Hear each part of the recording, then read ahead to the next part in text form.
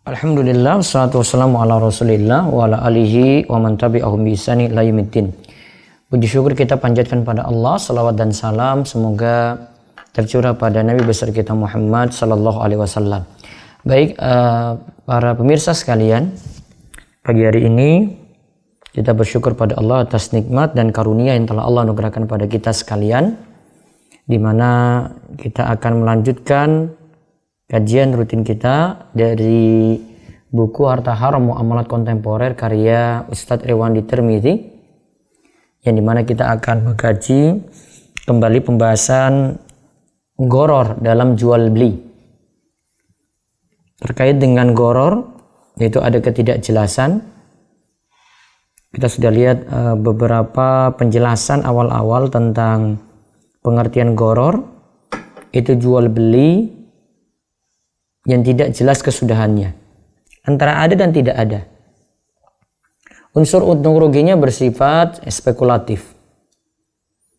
Kemudian goror ini jika banyak itu haram,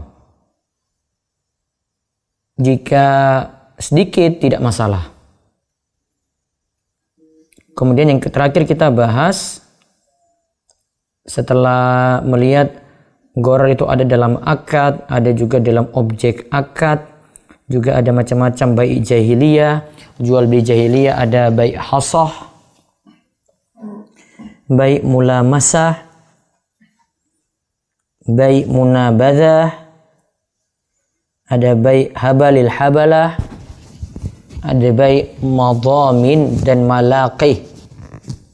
Nah, terakhir yang kita bahas kemarin, yang ini juga banyak ditanyakan karena problem yang sering terjadi ini dalam jual beli online, yaitu kita bahas jual beli lewat situs web. Kalau sekarang bisa lewat Instagram, bisa lewat Facebook. Karena ada beberapa ketentuan. Kalau jual belinya itu jual beli emas dan perak dan jual beli mata uang, ini merupakan komoditi ribawi, barang ribawi. Syaratnya harus tunai. Gitu ya. Syaratnya itu harus tunai. Yadan biyadin. Mau beli emas berarti ada uang, ada emasnya. Ditukar di tempat. Juga setelah itu kita lihat bagaimana kalau selain emas dan perak, selain mata uang. Nah, jika ada yang jual online, ada di sini beberapa bentuk. Yang pertama, pemilik situs atau pemilik akun Instagram atau Facebook itu memiliki barang. Maka selama tidak ada unsur goror, ada spesifikasi jelas, maka tidak masalah di situ. Spesifikasi yang disebutkan itu seperti melihat langsung. Maka tidak boleh spesifikasi ini tidak sesuai dengan kenyataan. Kalau tidak sesuai dengan kenyataan berarti jadi goror di situ. Ada juga bentuknya pemilik situs atau akun Instagram atau Facebook itu jadi agen. Dia punya kesepakatan dengan pemilik barang. Dia jual atas nama pemilik barang berarti. Lantas dia nanti mendapatkan komisi. Maka sifat ini namanya wakil. Agen ini posisinya sebagai wakil. Dia statusnya sama seperti pemilik barang. Namun dengan catatan ya, barang telah dimiliki sebelum dijualkan oleh agen.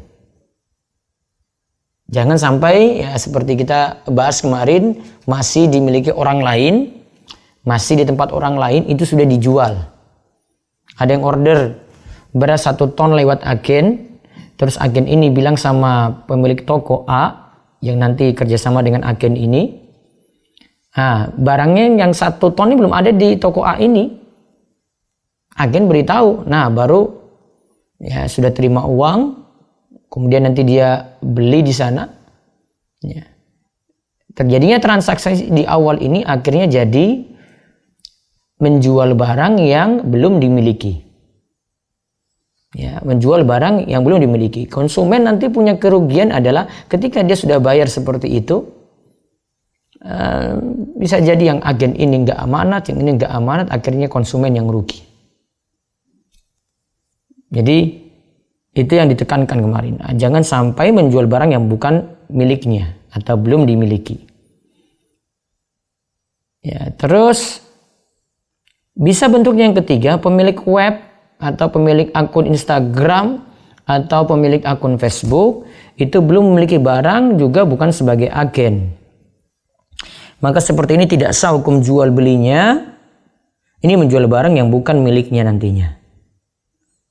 Nah, solusinya kemarin ditawarkan oleh Ustadz Irwandi, jika ada dari konsumen itu ingin beli, maka terjadi ijab itu cuma permohonan, tidak dianggap sebagai ijab ya. Jadi ada pengisian formulir gitu, atau ada format pengiriman yang dikirim lewat WA. Ya. Yang dikirim tadi cuma permohonan. Cuma permohonan di sini berarti suatu waktu dia bisa batalin gitu, nggak boleh dipaksakan. Kemudian pemilik situs itu tidak boleh menerima langsung akad jual beli. Artinya dia harus beli barang dulu, dia punya stok barang dulu. Nah, untuk atasi itu kata Ustadz Irwandi, ya pemilik situs tadi bilang sama, misalnya dia ambil dari toko lainnya lagi, dia bilang saya beli sepanak kamu, tapi kasih saya hiar syarat tenggang waktu 1 minggu misalnya. Saya takut nanti konsumen ini nggak jadi beli. Nah, jika ini dipenuhi maka jual belinya sah, keuntungannya itu halal. Adapun kemarin yang Ustadz Irwandi kritisi adalah jika dianggap itu akad salam, bayar tunai di depan. Karena akad salam di masa silam itu tujuannya dibayar di muka untuk mendapatkan harga murah. Saat beli ini di bulan Ramadan misalnya, mau diambil nanti di bulan Syawal, saat beli di bulan Ramadan, ya harganya lebih murah karena mau bayar di muka. Nanti dia dapat barangnya di bulan Syawal, bukan nanti harganya sama. Nah, itu kenyataan yang terjadi sehingga beliau tidak menganggap ini sebagai bentuk akad salam. Ya. Akad salam yaitu tunai, ya bayar tunai di depan, artinya jual beli pesan. Karena seperti itu bukan hakikatnya akad salam yang dimaksud. Baik, sekarang kita lihat ada jasa titip. Jasa titip ini bisa jadi nitip langsung. Ya, saya dengan Mas Rudi misalnya, saya punya uang, Mas Rudi pergi ke Jogja dulu, ini uang saya. Tolong beli kebutuhan saya, ini harganya 1 juta. Ya. Bawa ini terus dia bawa kembali. Nah, itu nitip itu. Kalau ini insya Allah no problem, gak ada masalah. Karena dia beli terus dia bawa lagi, nitip. Nanti akan kita lihat penjelasannya. Bisa jadi juga dikasih uang, yang ini sudah tawarkan, saya ambil keuntungan sekian ya. 1 juta, dia minta keuntungan 1.050.000. Nah, itu nanti ada juga penjelasannya di sini. Nah, ada problem lagi, yaitu gimana kalau kita pesan nitip online. Ya, ini Ustadz Irwandi sebut dengan titip beli online, atau kita sebut dengan just tip, jasa titip. Nah, sekarang kita lihat. Titip beli online. Dengan kemajuan teknologi, kebiasaan masyarakat pada umumnya yang bila ada kerabat, teman, atau handa taulan melakukan perjalanan ke sebuah kota atau negara, menitip untuk dibelikan barang tertentu. Kebiasaan ini sekarang dikembangkan lebih luas lagi dengan cara bila seseorang yang akan bepergian ke suatu kota atau negara, dia memberitahukan niat perjalanannya tersebut melalui situs penyedia jasa titip beli. Maka para pengunjung tersebut melalui situs penyedia jasa titip pembeli, maka para pengunjung situs yang menginginkan suatu barang dari kota ke negara yang akan dikunjungi menuliskan spesifikasi barang yang diinginkan dan meminta untuk dibelikan barang tersebut. Uangnya bisa ditransfer di awal pada saat mengajukan pemesanan atau setelah barang diterima. Lihat ya, uangnya bisa saja ditransfer di awal saat mengajukan pemesanan atau setelah barang diterima. Ada 2 kemungkinan ya. Bayar di muka. Ini saya nitip ya, ini saya transfer dulu ya 1 juta. Nah, dari 1 juta ini dia sebutkan barang yang hendak dibeli. Atau sudahlah kamu beli barang saja, nanti saya ganti nanti belakangan. Bisa jadi belakangan baru nanti dibayar. Terus. Keuntungan bagi penitip, dia mendapatkan barang yang diinginkan tanpa harus mengeluarkan biaya dan tenaga yang besar untuk sengaja melakukan perjalanan ke kota atau negara yang dituju. Jadi dia nitip sama saudaranya, sedulurnya, keluarganya, ya nanti kamu beli ini ya, saya nitip ini ya, ini gitu ya. Nanti dia kan tidak keluarkan biaya besar, nggak keluarkan biaya tiket, biaya perjalanan, dia nggak keluarkan, dia punya keuntungan di situ. Terus. Dan keuntungan lainnya, harga barang yang didapatkan dengan cara titip beli ini lebih rendah dibanding harga barang yang sama yang dijual di kota penitip berada. Belum lagi keaslian barang lebih terjamin. Nah lihat ya, barang asli. Nah, siapa sih yang ingin beli barang original dari tempatnya langsung dapat harga murah, ya kan? Dengan cara tadi titip tadi ya, dia dapat harga lebih rendah, dia nggak bayar ongkir, cuma nitip saja. Oh asli loh ini, suatu kebanggaan kalau saat ini. Terus. Adapun keuntungan bagi orang yang dititipkan, dia mendapatkan fee atau upah dari penitip untuk setiap barang yang dibelikan tanpa harus keluar biaya khusus untuk perjalanan membelikan barang yang dititip. Salah satu situs yang memfasilitasi jasa ini menyatakan, kami tidak mengambil keuntungan dengan menaikkan harga barang yang akan dibeli. Jadi harga barang nggak naik, di situ ditulis ya. Terus fee per satu barang yang dipesan Rp20.000 di luar ongkos kirim. Nah, fee per satu barang itu 20.000. Nah, namun ada ongkos kirimnya di sini, di luar ongkos kirim. Ya. Jadi intinya dia sampaikan di sini sudah ada fee, ada upah di depan. Jadi saya ingin jelaskan tadi berarti ada bentuknya just tip. Tadi ya bisa jadi bayar di muka. Ya bisa jadi bayar di muka, bisa jadi bayar belakangan.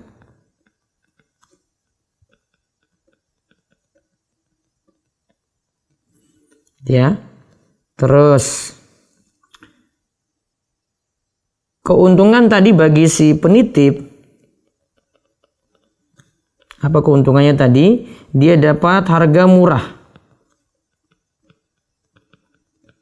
Terus barang ori. Nah sekarang bagi yang dititipkan,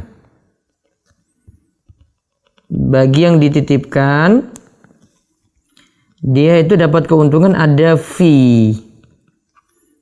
Fee di sini sudah ditetapkan di awalnya. Sudah ditetapkan di awal. Yang masalah itu kalau kita seenaknya saja naik-naikan ya harga barang tadi nggak beritahu. Harga 1 juta. Ya. Terus nitip tadi ya.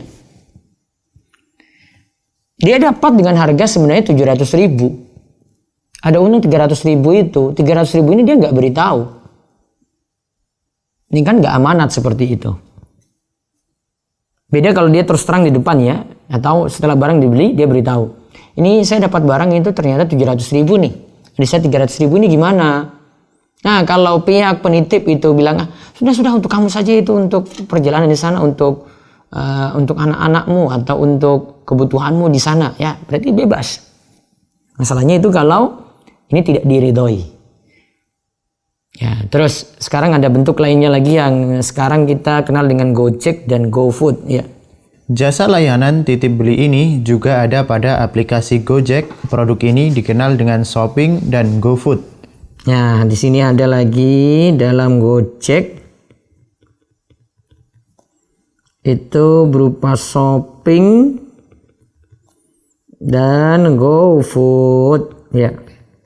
Shopping atau belanja dengan layanan ini, pemesanan dapat membeli semua kebutuhan tanpa pemesan dapat membeli semua kebutuhan tanpa harus keluar rumah.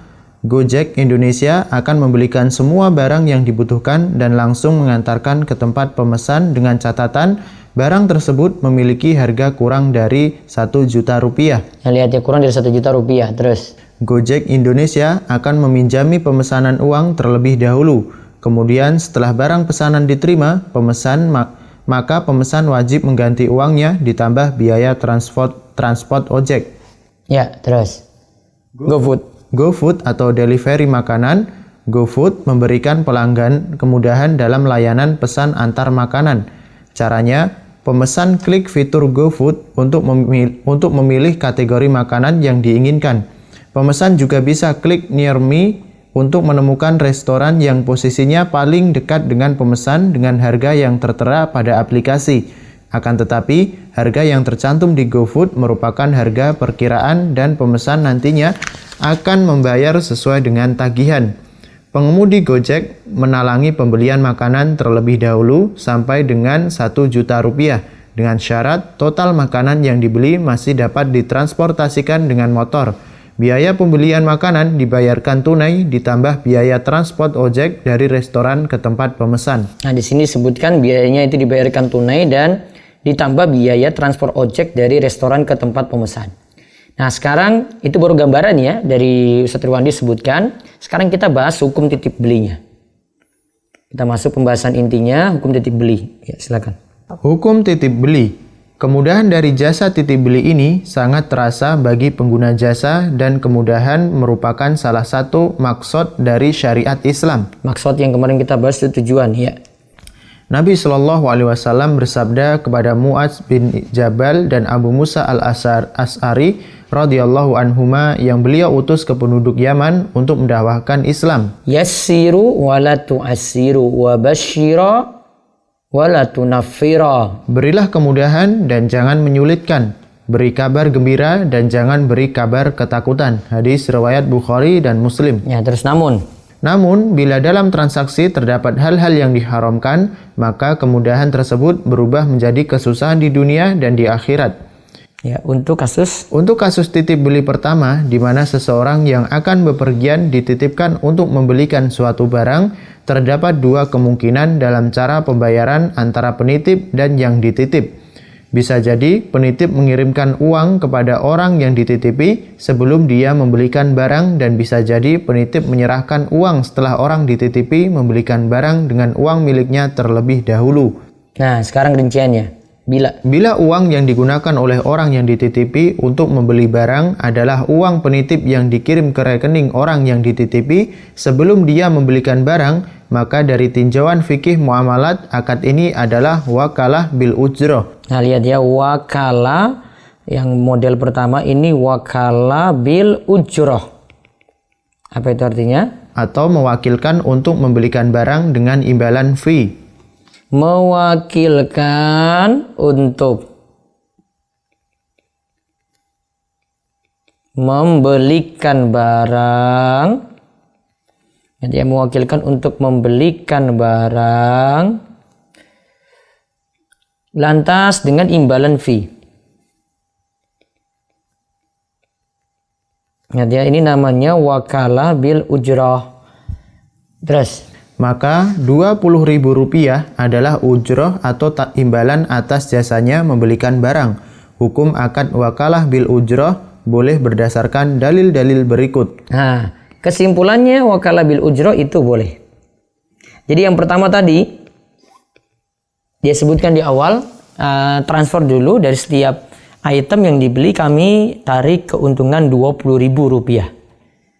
Nah, seperti ini boleh. Uang di depan ya, ingat ya. Ini kasusnya adalah uang di depan.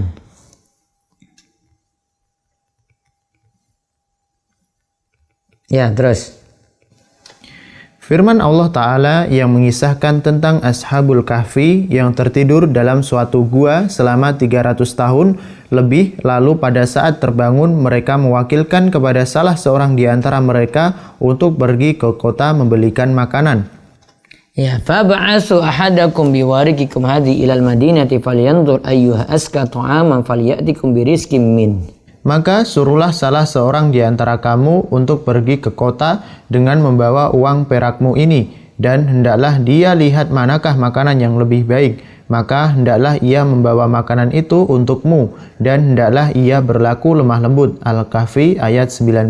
Terus ayat ini menjelaskan bahwa mereka Ashabul Kahfi yang berjumlah 7 orang mewakilkan kepada salah seorang di antara mereka untuk membeli makanan ke kota. Hal ini menunjukkan bolehnya mewakilkan kepada orang lain untuk membelikan makanan.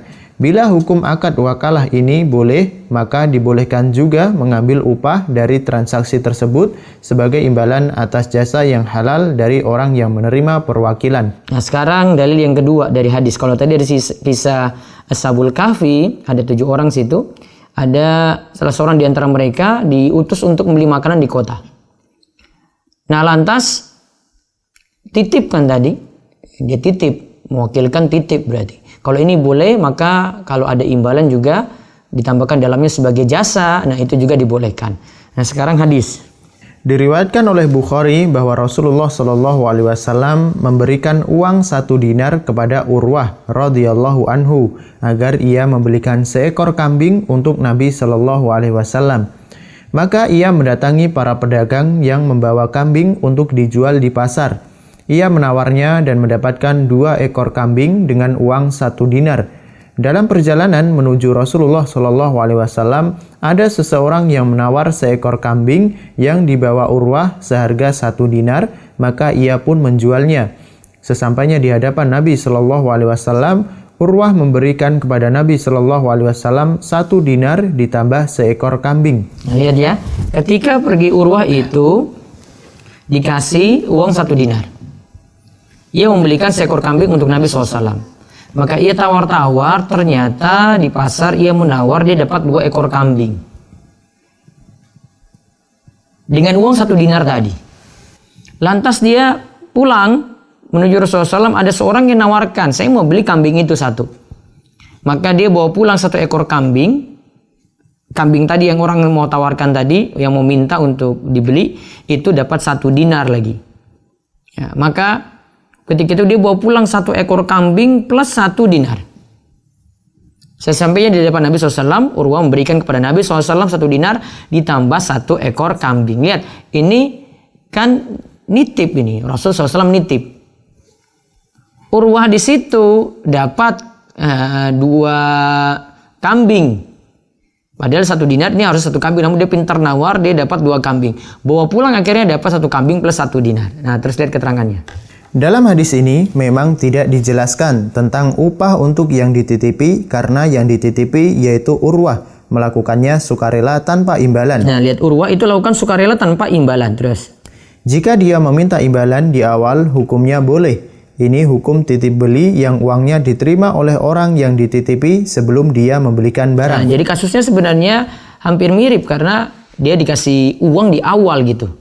Seandainya dia mau minta keuntungan pun juga dibolehkan. Terus, adapun jika yang dititipi membelikan barang terlebih dahulu menggunakan uangnya dengan syarat nantinya akan diganti oleh penitip, maka akadnya adalah qard atau di mana pihak yang dititipi meminjamkan uang kepada penitip untuk dibelikan barang titipan. Nah, lihat ya, jika yang dititipi beli dulu.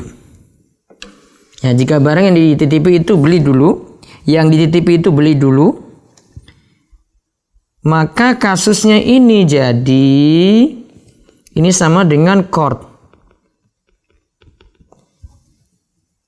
Artinya meminjamkan. Ya, qard itu meminjamkan. Terus, pada dasarnya hukum akad qard adalah mubah atau boleh selagi tidak ada riba pertambahan untuk pemberi pinjaman atau utang. Nah, lihat ya, asalnya hukumnya boleh. Qard juga boleh seperti itu. Boleh. Asalkan apa? Tidak ada riba pertambahan untuk pemberi pinjaman. Asal tidak ada tambahan. Asal tidak ada tambahan. Ya. Untuk pemberi pinjaman.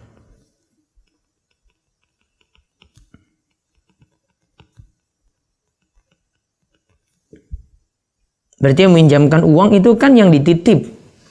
Dia tidak dapat keuntungan di situ asal tidak ada tambahan di situ. Nah, lihat terus.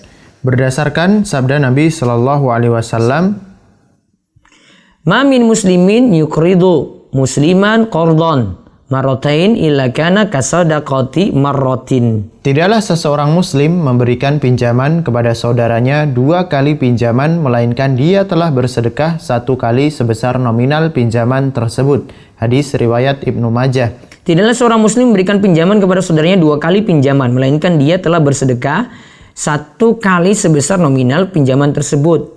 Maka statusnya kalau dalam memberikan pinjaman di sini ya cuma menolong orang saja, maka dia akan mendapatkan pahala seperti itu. Terus ada keterangan. Namun yang terjadi dalam transaksi titip beli bentuk yang pertama, di sana terdapat tambahan atau keuntungan bagi pihak yang dititipi, yang sekaligus sebagai pemberi pinjaman kepada penitip sebesar harga barang yang dipesan dengan tambahan Rp20.000 per item. Nah, Rp20.000 per item tadi yang dianggap sebagai fee itu dianggap sebagai tambahan. Ya, itu dianggap sebagai tambahan. Maka status ribanya itu di situ nantinya. Coba lihat keterangannya. Maka wallahu alam, titip beli dalam bentuk ini hukumnya riba dan haram berdasarkan kaidah fikih yang menyatakan kullu qardin jarra manfaatan fahuwa riba. Setiap pinjaman yang memberikan keuntungan bagi pemberi pinjaman adalah riba. Nah, berarti jika ada tambahan itu riba dan dihukumi haram. Terus Sekalipun orang yang dititipi beralasan bahwa fee Rp20.000 itu merupakan imbalan jasa mencari barang, hukum haram ini berdasarkan larangan Rasulullah SAW menggabungkan akad pinjaman dengan akad jual beli dan termasuk dalam hal ini jual beli jasa. Lihat ya, kalau ada yang bilang itu kan cuma fee, maka hukum haram ini berdasarkan lagi dalil akad pinjaman. Kan tadi pinjaman ya, dengan akad jual beli itu digabungkan. Ya, akad jual beli yang dimaksud ini adalah jual beli jasa. Tadi fee itu kan jual beli jasa, terus ada pinjaman lagi. Berarti alasan yang lainnya di situ ada Nabi SAW katakan la yahilu salafun wa bai'un. Situ ada salaf dan bai' itu jadi satu. Salaf dan bai' itu jadi satu. Terus dibaca hadisnya. Tidak halal menggabungkan antara akad pinjaman dan jual beli. Kan situ ada salaf pinjaman. Kan pinjamkan uang dulu, terus ada bai' jual jasa di situ. Ini dua ini digabungkan tidak boleh berdasarkan dalil ini. Terus Ijarah adalah akad jual beli jasa. Maka hikmah larangan hadis di atas karena pemberi jasa memang tidak mengambil keuntungan dari akad qard. Akan tetapi sangat memungkinkan dia untuk mengambil keuntungan dari akad jasa atau ijarah. Dan itu memang yang terjadi, di mana pihak yang dititipi meminta fee dari jasa membelikan barang selain penggantian harga barang ditambah ongkos kirim. Dan keuntungan dari akad pinjaman adalah riba. nah, keuntungannya tadi pokoknya dihukumi riba. Lihat perkataan dari Ibnu Rushd, ayakul ishtari li sil'ata kadza bi asyrati naqdan wa ana abta'uha minka bi isnai asyara ila ajalin fadzalika haramun la yahilu wa la yajuzu li'annahu ajalas dada fi sil'atin wa fi qawli Sa'idin ibn al-Musayyib la ujrata lahu bihalin li'anna dzalika tatmimun lirriba. Seseorang berkata, belikan untukku barang dengan spesifikasi ini seharga 10 dinar. Nanti saya akan membelinya dari Anda seharga 12 dinar dengan cara tidak tunai. 10 dinar suruh beli ya. Nanti saya bayar nih 12 dinar. Nanti saya nyicil. Terus ini hukumnya? Ini hukumnya haram, tidak halal dan tidak boleh karena ia telah memberikan pinjaman yang berlebih atau riba. Menurut Sa'id bin Musayyib bahwa orang yang dititipi tidak boleh mendapatkan upah atau fee karena dengan adanya fee tersebut maka terjadilah riba dengan sempurna. Nah, kalau ada fee di situ terjadilah riba dengan sempurna kata Ibnu Rushd. Kalimat Ibnu Rushd ini sudah tegas nih ya, tentang model yang kedua tadi yang dititipi beli dulu. Terus Ini dikategorikan riba karena bentuk akadnya bukanlah jual beli antara penjual kedua dengan pembeli kedua, melainkan pembeli kedua mewakilkan kepada penjual kedua untuk membelikan barang seharga 10 dinar dengan meminjamkan uang kepada penjual kedua terlebih dahulu. Karena pembeli kedua mengatakan, "Belikan untukku." Ini adalah pinjaman, maka penjual kedua tidak boleh mengambil keuntungan sebanyak 2 dinar dari piutangnya. Nah, terus Kalaulah fee itu adalah biaya yang nyata-nyata dikeluarkan oleh orang yang dititipi, seperti ongkos transportnya dari penginapan menuju tempat penjualan barang yang dititipi, ini dibolehkan. Akan tetapi, biaya real tersebut tentu dalam jumlah tetap berapapun item barang yang dititipkan bukan ditentukan dengan harga 20.000 per item, sebagaimana yang tercantum dalam penjelasan situs yang menerima layanan titip beli. Nah, lihat, kalaulah fee itu adalah biaya yang nyata-nyata dikeluarkan oleh orang yang dititipi seperti ongkos transport nggak hitung per item. Ya. Biaya realnya itu tentu dalam jumlah tetap berapapun item barang yang dititipkan, bukan ditentukan dengan harga 20.000 per item. Ya. Dia bukan hitung per item. Namun secara total nih, oh ini biaya transportnya 100.000. Ya sudah, itu untuk semua. Bukan nanti dia tetapkan untuk per item ini saya tetapkan 100.000, bukan. Nah, jadi tadi ada 2 bentuk ya. Yang pertama wakalah bil ujroh transaksinya, yang kedua ini qardun. Meminjamkan. Kalau di sini ada jasa fee di situ, sebagaimana kata Ibnu Rushd, itu jadi riba. Dan tadi ada larangan la yahillu salafun wa bai'un. Tidak boleh menggabungkan antara akad pinjaman dan jual beli.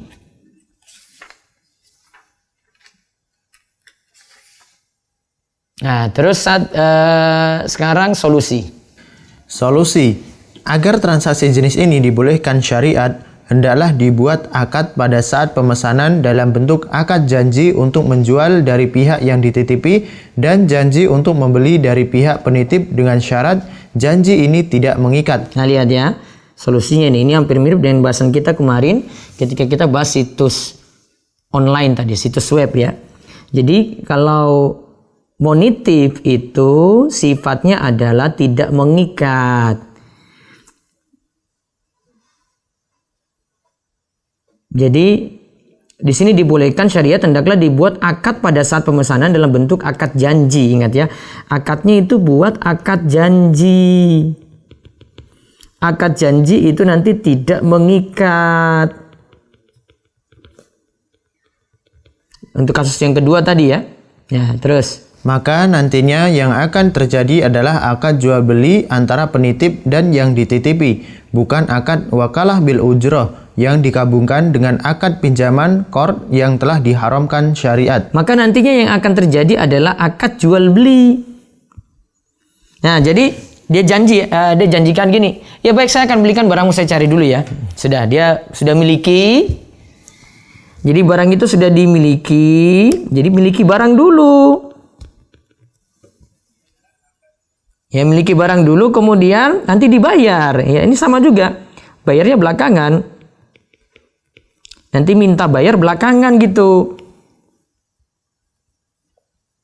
Ya, minta bayar belakangan.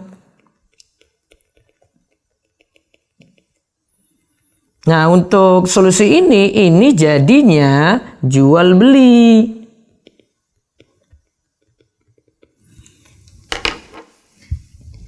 Berarti ya gampangannya sewaktu-waktu bisa di-cancel. Ya, sewaktu-waktu bisa di-cancel. Dan itu menunjukkan itu cuma janji saja, tidak mengikat. Kalau mengikat ya caranya kayak tadi itu. Bisa bagusnya sih uang di muka. Jadinya wakalah bil ujroh. Kalau enggak minta fee sama sekali kalau uang belakangan. Ya, enggak minta fee sama sekali. Nah, terus lanjutkan. Dengan konsekuensi orang yang dititipi yang berperan sebagai penjual boleh menjualnya dengan keuntungan yang diridhoi kedua belah pihak. Nah, dia jual terserah berarti. Terus pihak penitip? pihak penitip dan pihak yang dititipi, sebagaimana boleh juga pihak yang dititipi menjualnya ke pihak lain yang menginginkan barang yang sama, yang tidak menitip untuk dibelikan barang sebelumnya tanpa harus menyebutkan harga pokok pembelian barang dengan resiko. Jadi nggak usah sebutkan harga asli barang tadi, jual saja gitu. Ya, terus dengan resiko yang mungkin terjadi pada pihak yang dititipi bahwa pemesan mungkin tidak jadi membeli barang yang telah dipesannya. Harus siap nanggung resiko barang tidak jadi dibeli. Siap menanggung resiko apa tadi? Barang tidak jadi dibeli.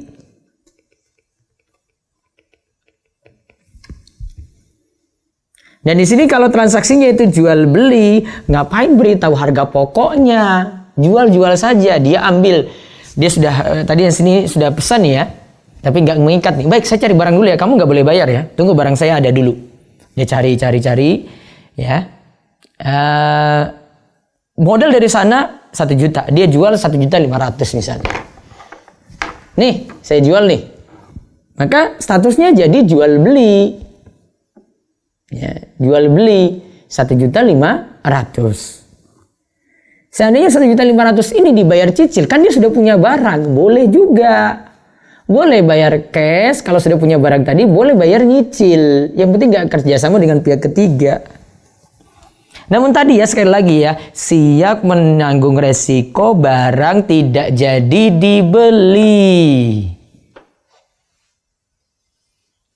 Nah, ini yang harus diperhatikan. Adapun untuk Gojek dan GoPay, ya ini masih ada lanjutannya dari Ustaz Irwandi. Ustaz Irwandi ada berikan solusi juga ini. Gojek, untuk GoFood, untuk GoPay juga transportasinya nanti menggunakan aplikasi online-nya. Nah, nanti kita akan bahas pertemuan esok hari insya Allah. Jadi besok itu pembahasannya tentang lanjutannya ini masih ya. Gojeknya dan GoPay-nya. Insya Allah. Baik, itu saja. Sekarang kami buka sesi tanya jawab. Mudah-mudahan dengan penjelasan yang pelan-pelan tadi itu bisa dipahami ya tentang jasa titip. Berarti kesimpulannya hukum titip beli itu ada bentuknya wakalah bil ujroh, ada bentuknya itu qardun. Ya. Kami buka telepon, silakan hubungi di 0812 281 85131. Bisa lewat WA, yang telepon insya Allah dilayani langsung. Monggo. Ya, ada telepon, silakan. Assalamualaikum. Assalamualaikum. Kan yang berdasarkan tadi yang Ustaz. Assalamualaikum. Pak bisa diulang dulu. Assalamualaikum. Waalaikumsalam warahmatullahi wabarakatuh. Abu Dafa dari Jakarta. Oh iya, yang kemarin tanya. Ya, gimana Pak Abu Dafa? Ya, saya mendengar penjelasan Ustaz dengan titip tadi. Iya. Dan dengan landasan dari Al-Kafi sama hadis Rasulullah tadi ya. Ya, hadis Urwah tadi ya. Order saya itu dibikin sebagai titipan bahwa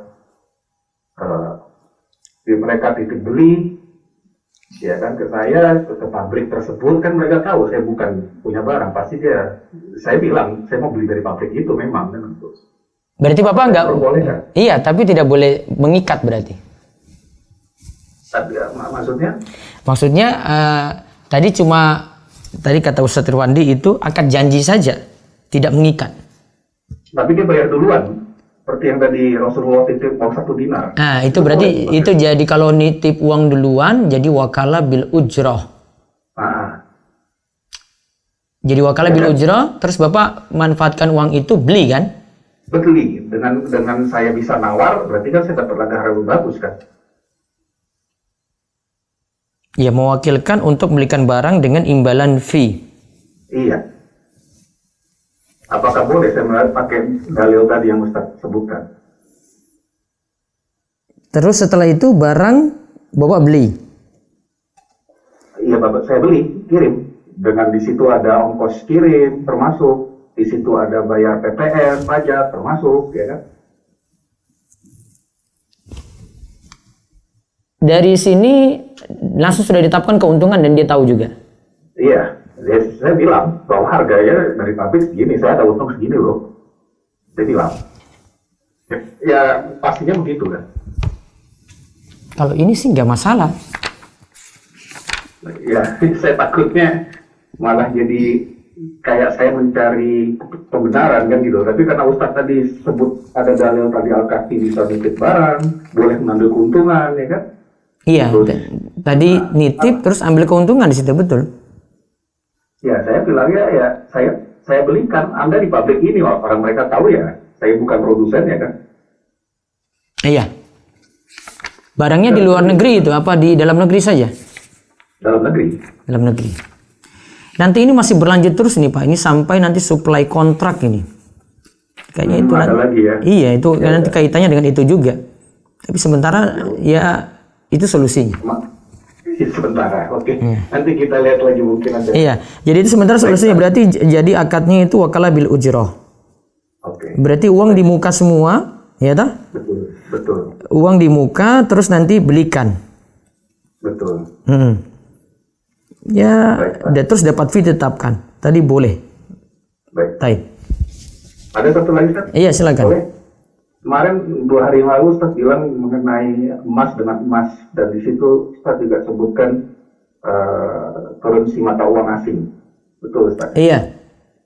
Nah, apakah kita beli money changer itu harus cash dengan cash, atau ya saya pernah beli dengan langganan saya money changer, ya saya transfer uangnya, nanti saya ambil duitnya. Nah, itu baiknya langsung itu. Kalau dalam bentuknya dalam jumlah besar, kan nggak mungkin juga kita buat cash, malah beresiko.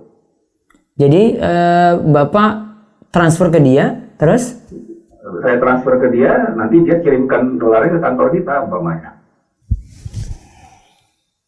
Apakah boleh seperti itu? Tapi kan kalau Ustaz sebut tadi uang dengan uang, berarti kan tidak boleh seperti itu.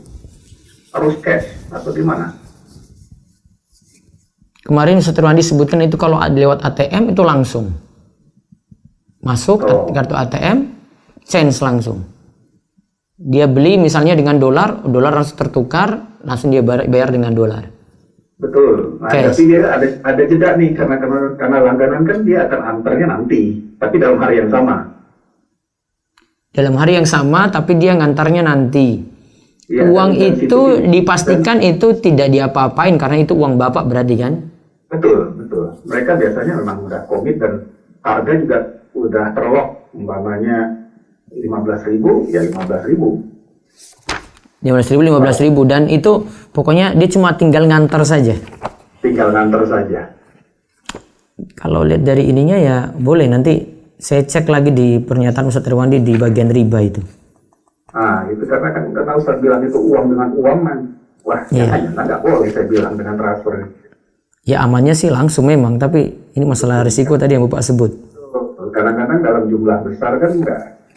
Ya untuk kedua belah pihak nggak aman kan jadinya. Iya. Udah, itu aja. Iya Pak. Jazakallah khair. Waalaikumsalam. Baik, bisa lewat ini WA. Ustadz izin bertanya, bolehkah kita menjalankan suatu acara, kemudian vendor dari saya sendiri sehingga menentukan untung sendiri, seperti membeli barang sendiri untuk keperluan acara?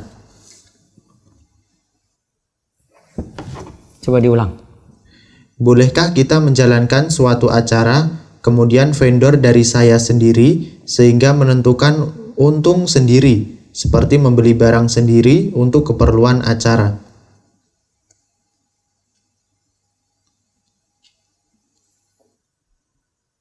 Saya masih rancu dengan pernyataannya. Lanjut lagi yang kedua. Ana punya pinjaman uang ke saudara dan saudara memberi kelonggaran bisa mengangsur pinjaman uang tersebut. Dan bila mengangsur pinjaman dengan uang dan juga barang dagangan Ana yang dibutuhkan saudara Ana tersebut, bisakah Ustadz? Diulang coba. Ana punya pinjaman uang ke saudara. Dan saudara memberi kelonggaran bisa mengangsur pinjaman uang tersebut. Ya, berarti boleh diangsur terus. Dan bila mengangsur pinjaman dengan uang dan juga barang dagangan Ana yang dibutuhkan saudara Ana tersebut, bisakah Ustadz? Coba saya masih belum ini. Coba dibaca ulang lagi. Coba saya baca.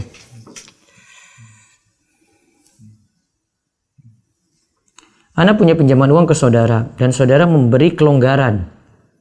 Bisa mengangsur, dan bila mengangsur pinjaman dengan uang dan juga barang berdagangan anak yang dibutuhkan saudara anak tersebut, bisakah Ustadz? Punya pinjaman uang ke saudara dan saudara memberikan kelonggaran, iya silakan bayar terserah. Dan bila mengangsur pinjaman tadi dengan uang dan juga barang dagangan anak yang dibutuhkan saudara anak tersebut, bisakah Ustadz? Bisa, asalkan dengan keridhaan dia. Kalau itu yang dimaksud. Terus. Baik, ada telepon ya. Assalamualaikum. Assalamualaikum. Iya, dengan siapa di mana? Dengan Edi, Mas. Di Cibitung, Bekasi. Iya, silakan Pak Edi. Mau nanya, Pak. Iya. Ada sebuah bisnis jasa pengiriman paket. Iya. Jika kita bergabung menjadi anggota, kemudian menginformasikan ke orang lain, lalu mereka bergabung, kita akan memperoleh fee dan poin. Dan poin itu bisa dibuka sesuai dengan nilai poin tersebut. Nah, hasil dari jasa itu, jasa dari pengiriman itu, kita akan memperoleh komisi. Itu semuanya gimana itu? Riba atau enggak ya? Jadi Bapak punya apa tadi usahanya? Bisnis jasa pengiriman paket atau barang. Iya, terus orang kirim barang lewat Bapak? Iya. Iya, terus? Nah, kalau kita menginformasikan ke orang lain, maka dari perusahaan kita akan memperoleh sekitar 50%. Sekadar menginformasikan pada orang lain. Menginformasikan ke orang, mereka gabung, kita dapat 50%. Kita dari mereka gabung itu nggak bisa, kita 50% kita dapat 1 juta. Ini yang 1 juta itu untuk perusahaan, seperti itu kan. Iya, terus gabung tadi pakai bayar? Bayarnya itu, misalnya 2 juta, maka saya dapat 1 juta karena dapat itu 50%. Terus yang dibawa lagi ada downline lagi dibawa, masuk lagi, bayar lagi. Iya. Nanti Bapak lagi dapat dari downline yang di lapis kedua lagi gitu. Iya. Kalau yang bawa yang bawa. Ya, misalnya ada 2 lapis di bawah Bapak, berarti Bapak juga dapat keuntungan. Iya. Kalau ada sampai 3 lapis juga Bapak tetap dapat keuntungan. Iya. Terus itu sampai berlapis-lapis. Iya. Gitu ya. MLM ini berarti Pak. Ya kan bentuknya seperti MLM kan. Jejaring seperti itu. Kenapa? Halo? Iya. Bentuknya nanti seperti MLM, itu sebuah sistem penjualan langsung di mana barang dipasarkan oleh para konsumen langsung dari produsen. Para konsumen yang sekaligus memasarkan barang mendapat imbalan bonus. Bonus tersebut diambil dari keuntungan setiap pembeli yang dikenalkan oleh pembeli pertama berdasarkan ketentuan yang diatur. Terus ke bawah seperti itu. Nah, di sini nanti ada ketentuannya nih di buku Ustadz Irwandi tentang MLM tadi. Ada problem dan masalah di situ. Wallahu a'lam. Kalau mereka ngebantahnya seperti ini, jadi kenapa mereka bukan MLM, tapi mereka aplikasi marketing sama dengan produk lain. Ketika menjual sesuatu maka kita akan dapat komisi. Terus? Seperti ini, Coca-Cola pabrik nggak mungkin melakukan penjualan botolan ke customer langsung, distribusinya melalui distributor, agen atau warung. Ketika customer beli Coca-Cola di warung, otomatis agen distributor dampaknya dapat passive income. Seperti itu, Ustaz. Atau seperti saya jualan kurma misalnya. Ketika seorang bicara jualan kurma, otomatis orang tersebut saya kasih komisi. Ya gitu, Ustaz. Mereka yang bertanya seperti itu. Nih Pak, lihat ini yang punya barang 1 ini. Terus ada 2, 3, 4. Bapak kan kalau punya barang 1 ini kan cuma dapat keuntungan dari sini. Ini beli dari bapak, bapak dapat keuntungan dari situ. Yang ini beli lagi, di bawahnya beli dari bapak yang di sini, maka dapat keuntungan dari sini saja. Dan seterusnya kayak gitu kan? Iya betul. Dia kan Kalau gabungnya misalnya orang tersebut agen, maka kita dapat 50%. Kalau distributor, kan ada dua tuh, agen sama distributor. Kalau distributor kita dapat fee-nya pada saat orang tersebut itu tuh ngirim barang, kita juga dapat keuntungan 20% gitu. iya. Nanti insya Allah saya akan sampai di pembahasan MLM, nanti akan lebih jelas lagi tentang itu. Saya masih hukumi masalah di situ. Wallahu a'lam. Iya. Baik, lewat WA lagi. Penjualan hewan contoh sapi betina hamil, apakah termasuk gharar Ustaz? Sapi betinanya beli utuh dengan anaknya sekaligus nggak masalah, karena barangnya jelas. Ya, karena tidak yang di dalam itu jadi ikutan, yang di dalam itu goror yang jadi ikutan, maka tidak masalah kalau goror jadi ikutan. Ya, ada telepon. Assalamualaikum. Assalamualaikum Ustaz. Waalaikumsalam warahmatullahi wabarakatuh. Dengan siapa di mana? Arif dari Bandung, izin bertanya Ustaz. Iya, silakan. Saya mempunyai saldo e-wallet ya. Kemudian kalau diskon itu kan juga ditafsirkan hampir sebagai keuntungan dalam peminjaman ya Ustaz ya? Iya, kordun, dalam kordun. Nah kemudian kan kalau misalkan ternyata mubazir nih kalau nggak dipakai keuntungannya, boleh nggak itu misalkan saya belikan untuk disedekahkan gitu, karena mubazir daripada nggak dipakai gitu Ustaz. Iya, berarti tidak boleh pakai untuk pribadi, kasih ke orang lain. Berarti kalau misalkan kasih ke orang lain itu boleh-boleh saja itu saja daripada nggak dipakai gitu Ustaz. Iya. Mungkin berarti untuk saya pribadi kan hanya dipakai saya. Nggak boleh. Nggak termasuk bagian dari dosanya gitu Ustaz. Iya, tidak boleh dipakai untuk pribadi, nggak boleh. Oke, itu aja Ustaz. Jazakumullah khairan atas penjelasan. Baik, terus WA. Saya pernah memfoto suatu barang di toko. Iya. Lalu saya pasarkan di sosial media tanpa sepengetahuan pemilik toko. Dan waktu itu ada seseorang yang berminat membeli barang yang saya pasarkan di sosial media. Iya. Lalu saya meminjam uang keluarga untuk membeli barang yang saya pasarkan di sosial media dan menjualnya kembali kepada orang yang berminat tadi. Apakah cara itu boleh Ustadz?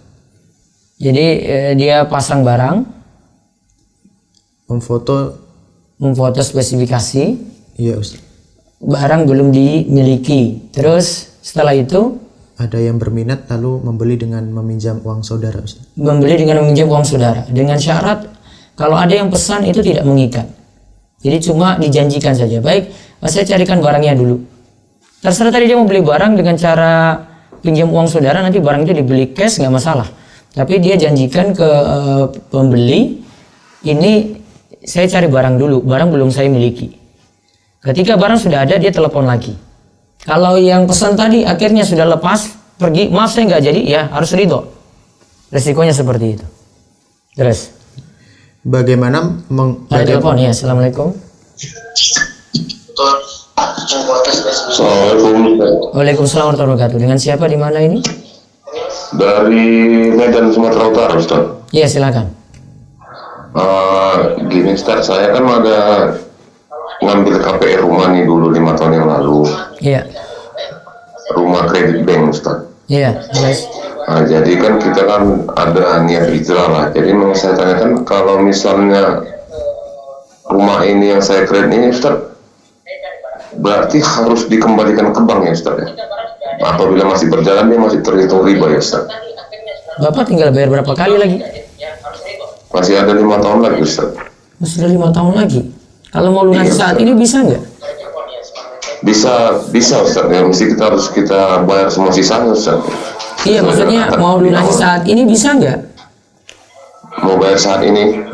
Saat ini saya masih mampu Ustaz untuk bayarnya cicilannya. Hanya saja kan pernah saya dengar itu kan tetap hukumnya riba Ustaz. Iya, masalahnya riba, namun kan Bapak sudah bayar, itu nanti jadi milik Bapak. Dosa ribanya dosa sendiri, namun kalau masalah kepemilikan ketika Bapak sudah lunasi jadi milik Bapak di situ. Iya benar. Nah, sekarang apa bisa dilunasi saat ini juga dengan semuanya itu lebih dipercepat lagi daripada nunda 5 tahun. Ya untuk secara ekonomi saya belum mampu Ustaz. Nah, belum mampu. Berarti resikonya ya nyicil dan terus menyesali apa yang dilakukan tadi. Saya mau paksakan Ya Ustaz. bayar langsung agak sulit, gak ada solusi. Nanti kena penalti besar lagi gitu. Apakah mau dilepas? Bapak rugi sudah bayar 5 tahun kalau sudah bayar. Iya Ustaz. Serba salah kan? Iya. Tapi kan Ustaz, ada seluruh ayat saya dengarkan Ustaz, apabila kita melepaskan sesuatu di jalan Allah, Allah akan mengganti lebih baik gitu Ustaz. Karena saya juga seorang mualaf Ustaz, baru 4 tahun saya mualaf. Nah, kira-kira kalau Bapak lepas rumah tadi mampu nggak? Ya saya kontrak Ustaz. Jadinya kontrak. Iya Ustaz. Kalau sudah lepas berarti sudah tidak urusan lagi bayar-bayar.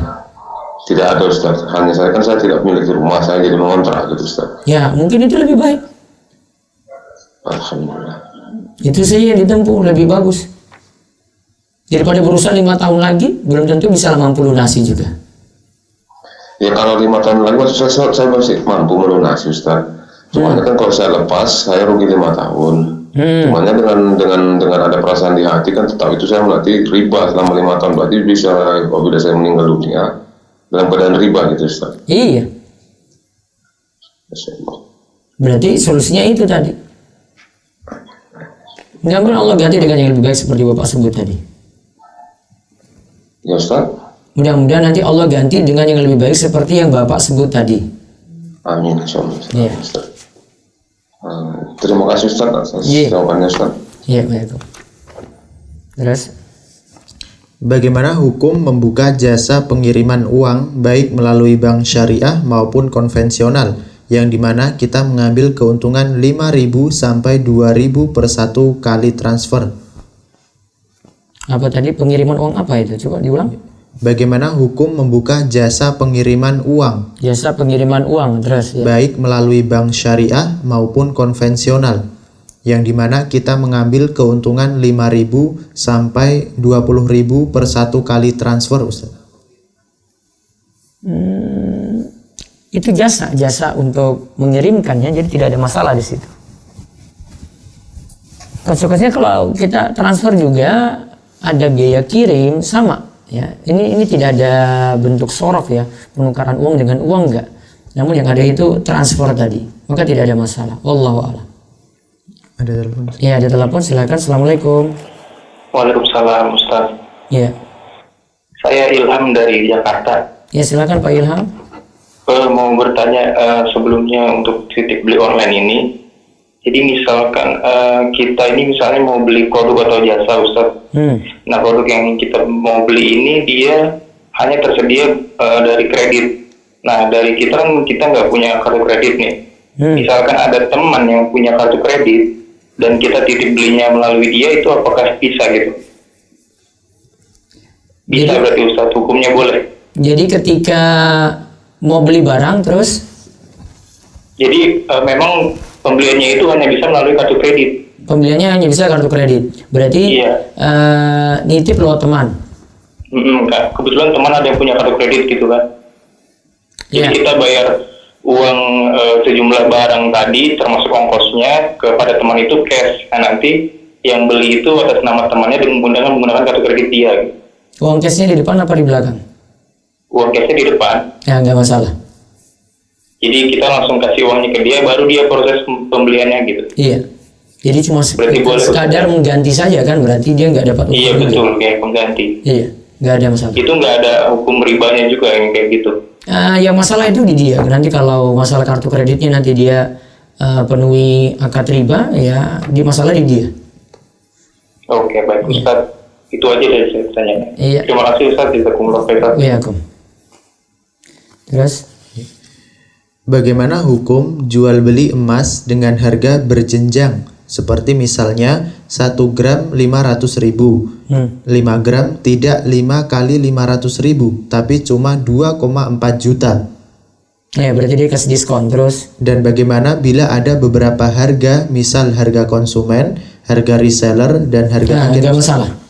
Yang penting tadi kalau jual beli emas cash, harus cash di tempat. Dengan makin beli banyak, makin murah, nah itu keuntungan seperti biasa pedagang kasih seperti itu tidak masalah. Yang penting cash. Terus. Ada telepon Ustaz. Ya, assalamualaikum. Waalaikumsalam warahmatullahi wabarakatuh. Ya, silakan. Saya ingin bertanya, Iya. apa hukumnya misal kita membeli barang lewat e-commerce atau misalnya sebut saja dia Shopee. Kita beli harga barang seharga 100.000 dengan ongkir 53.000. Nah, di Shopee menyediakan voucher gratis ongkir sebanyak 50.000. Akhirnya kita hanya membayar ongkir sejumlah 3.000 rupiah saja. Apakah kita boleh menggunakan voucher gratis ongkir 50.000 itu sehingga kita mendapatkan keringanan ongkir sebanyak 50.000, Ustaz? Sebentar.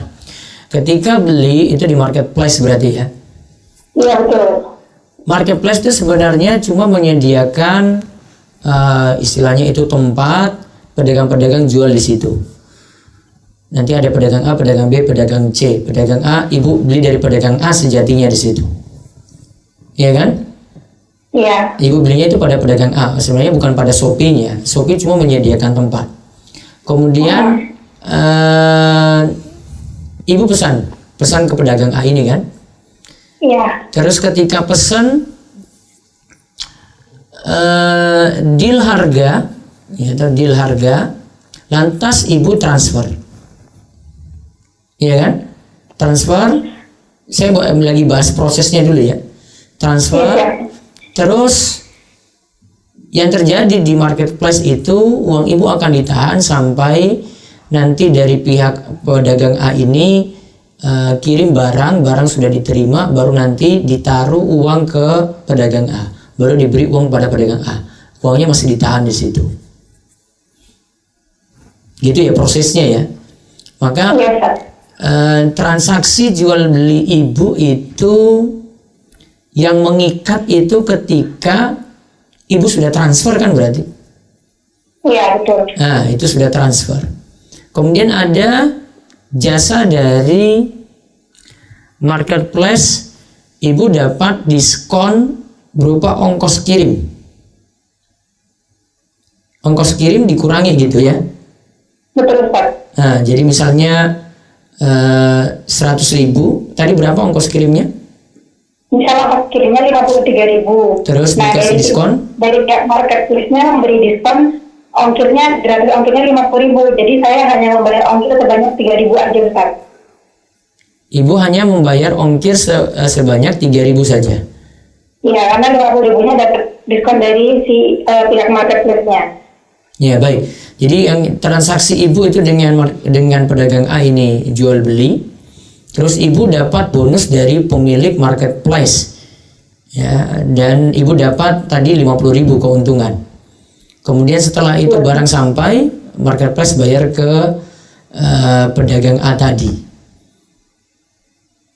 Yang jelas marketplace bukan jual sesuatu pada ibu, namun yang jual itu pedagang A. Namun karena tempatnya itu dipakai, ibu akhirnya dapat keuntungan di situ dengan dikasih ongkos kirim yang dibuat jadi potongan 50.000. Jadi secara ini sih tidak masalah.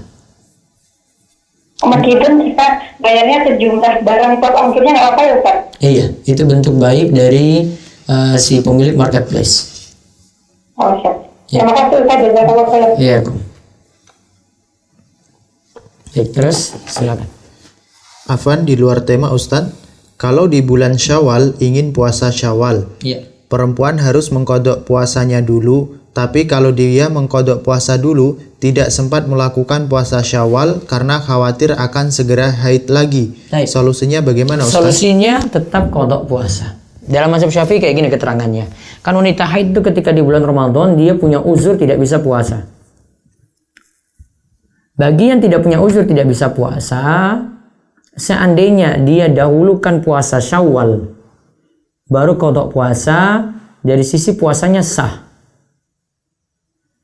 Pahala pokok sunnah dia dapat, puasa sunnah dia dapat. Namun dari pahala yang disebutkan dalam hadis, karena hadis kan sebutkan gini, man shoma ramadhana summa atba'ahu sittan min syawal kana kasyamid dahar. Siapa yang berpuasa di bulan Ramadan lantas dia ikutkan dengan puasa 6 hari di bulan Syawal, maka seperti dia berpuasa setahun penuh. Nah, pahala sempurna setahun penuh tidak dia dapat. Kalau dia mendahulukan puasa Syawal daripada qada puasa. Namun kalau dibilang dia puasa sunnah enggak? Iya. Dia puasa sunnah, tapi pahala ini tidak dapat. Pahala ini baru dapat kalau qadha lakukan dulu, lalu diikutkan dengan puasa 6 hari di bulan Syawal. Jadi solusinya yang paling bagus qadha dulu, biar dapat pahala sempurna ini. Kalau enggak, dia cuma dapat pahala pokok saja, pahala setahun penuh enggak dapat. Kalau memang mau cuma pahala pokok saja dari puasa sunnah, ya sudah enggak masalah.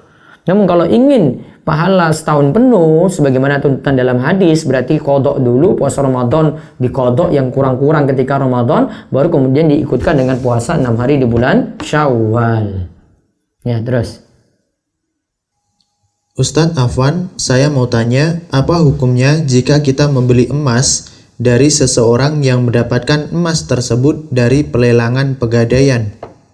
Masalah dia dengan pelelangan pegadaian itu berbeda lagi. Kalau mau beli langsung berarti harus cash saja, syaratnya dengan dia saja. Entah dia dapat dari mana, tapi kalau ini mau tanya mau beli emasnya, yang penting syaratnya tunai, ada emas, ada uang. Baik, assalamualaikum. Assalamualaikum. Halo, bisa lewat telepon langsung di... Iya, waalaikumsalam. Lewat telepon bisa fokus langsung? Ya, Ya, silakan. Dengan Bu siapa di mana? dengan Ibu Marta di Jakarta. Ya, silakan Bu. Iya, aku Ustaz, saya mau nanya. Iya, bisa lewat telepon langsung Bu. Iya.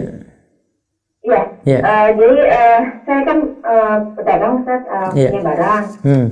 Lalu ada teman saya yang mau membantu menjualkan gitu. Iya, terus? Dia bilang dikirim aja fotonya gitu, nanti saya bantu jualkan. Nah itu hukumnya bagaimana ya Ustaz?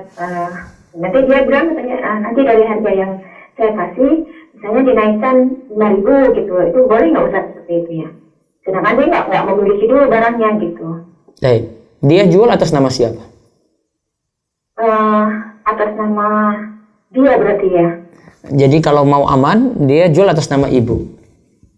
Oh gitu. Ya, kalau ibu punya merek A gitu, berarti ibu jadikan dia agen. Agen F misalnya. Gitu ya. Produknya F namanya ya. Maka agen si F. Maka orang-orang tahu dia tidak memiliki barang tadi. Tapi dia jadi agen. Agen itu posisinya sebagai wakil. Wakil berarti sama seperti pemilik barang. Nanti kalau ada fee yang ibu kasih, fee dia itu sebagai wakil tadi, nggak masalah. Oh gitu. Yeah. Tapi kalau misalnya dia mau menjualnya, saya nggak tahu dia menjualnya berapa, itu boleh nggak Ustaz? Ya, bisa jadi ibu tetapkan kayak gini. Ini pokoknya ke saya 200.000 ya. Terserah kamu jual berapa, boleh. Oh boleh gitu Ustaz. Ya kan kalau dalam calo atau wakil kan boleh seperti itu. Oh gitu ya Ustaz. Iya. Ya. Baik kita Ustaz baca pertanyaannya. Terima Iya. Ustaz. Ya. Naik dari WA lagi. Bagaimana kalau Ana sebagai agen dan dari pemilik barang atau distributor menitipkan barang dagangannya ke Ana sebagai stok untuk Ana jualan dengan pembayaran tempo ke distributor, jadi barang belum lunas. Kalau seperti itu bagaimana Ustadz? Pembayaran tempo ke distributor. Coba diulang. Bagaimana kalau Ana sebagai agen Terus dan dari pemilik barang atau distributor pemilik barang ya terus. menitipkan barang dagangannya ke Ana sebagai stok untuk Ana jualan. Ya, terus nanti bayarnya nyicil. Iya Ustadz, dengan pembayaran tempo ke distributor, jadi barang belum lunas. Kalau seperti itu bagaimana Ustadz? Tidak masalah. Baik, terakhir lewat telepon. Ya. Assalamualaikum. Waalaikumsalam Ustaz. Ya, dengan Pak siapa di mana? Dengan Aldo di Depok Ustaz. Ya, silakan Pak. Ustaz mau nanya ini yang pertama untuk kalau kita menabung di bank konvensional, kemudian kita meminta untuk bunganya itu tidak diikutkan, artinya kita bisa merequest ke bank tersebut untuk bunganya kita tidak ambil gitu Ustaz. Nah, seperti ini apakah dibolehkan Ustaz? Yang jelas transaksinya tetap Bapak taruh uang di situ, itu transaksinya kordon, nitip tapi bukan nitip wadiah ya. Meminjamkan Bapak di situ, bukan nitip sebenarnya, meminjamkan. Jadi adanya bunga berarti jadi riba.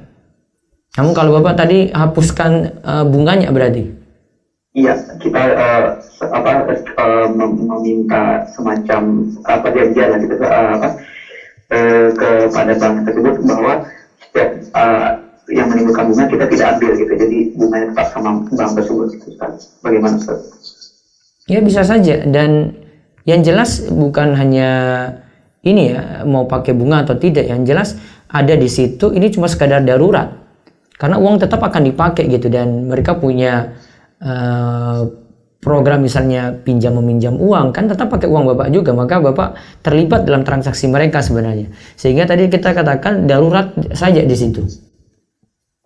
Jadi maksudnya kita lebih ke merefund ke akad daruratnya. Iya. Seandainya Bapak membiarkan, seandainya tidak ada perjanjian kayak tadi atau terpaksa sudah ada bunganya di situ, Bapak keluarkan biar bank nggak manfaatkan untuk mutar sendiri. Jadi Bapak yang manfaatkan untuk tidak dipakai oleh bank. Iya, malah untuk kepentingan sosial lebih aman daripada dia pakai untuk muter. Dia untung terus. Iya. Yang kedua boleh, Ustaz? Iya, silakan. Terkait dengan pertanyaan si Ibu yang sebelumnya yang tentang dia agen, terus dia wakil dia menjualkan barang, yang penting ke saya 200.000 gitu kan. Berarti kan si agen ini boleh menaikkan harga gitu saja. Iya, karena cuma sekadar ini saja tadi kan cuma dikasih tahu, nah berarti terserah dia mau jual berapa, nggak dibatasi. Nah, kasusnya begini, Pak. Anak misalnya punya rumah, pengen menjual rumah anak, misalnya lewat calo. Menjual rumah, terus ada agen properti, dia menawarkan jasanya, saya bisa jualkan. Seharusnya kan anak memberikan komisi terhadap harga yang 1M tadi kan, misalnya ya. Misalnya anak kasih 2,5% dari 1M kepada si agen properti tersebut kalau dia berhasil menjualkan rumah anak gitu kan. Iya, terus? Kalau dia menaikkan harganya harga rumah tersebut menjadi 1,2 gitu kan. Nah, 200 jutanya itu milik dia. Nah, itu boleh nggak dia sebenarnya, Ustaz? Dia sebenarnya dibatasi harga atau tidak? Anak pengennya intinya 1M gitu, Pak. Harga rumah tersebut. Oh, yang penting ke Bapak 1M gitu kan? Iya. Ya, nggak masalah dia naikkan. Berarti dia boleh menaikkan harga 1,2 terus 200 jutanya buat dia gitu, Ustaz? Iya, bisa. Oke. Bapak nggak usah kasih fee lagi kalau kayak begitu. Iya.